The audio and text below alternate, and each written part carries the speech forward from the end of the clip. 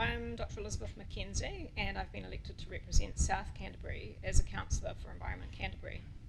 I'm a scientist with a background in environmental and forensic analytical chemistry, geochemistry and biomedical science. So why am I here? I'm here because of what I see as a lack of leadership in response to climate change.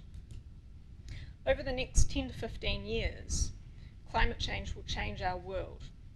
It will affect our water cycle, what we eat, and the way we farm. It will affect our biodiversity and our biosecurity. It will affect the way we move around, where we travel, and how far we travel. For New Zealand, climate change is both a risk and an opportunity.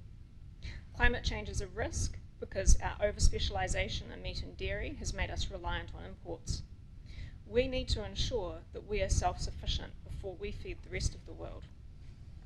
Climate change is an opportunity because while crops in equatorial countries like Australia will fail due to drought, here in Canterbury we will have a longer growing season, enabling us to grow new crops. Climate change will also affect our water cycle. Rainfall will become erratic and water storage will become an issue.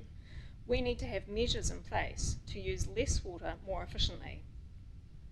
We need to replace our water-intensive and fertiliser-intensive farming practices with sustainable farming practices. We need to reduce our carbon emissions from transportation not only to slow down global warming, but also to improve our air quality and health.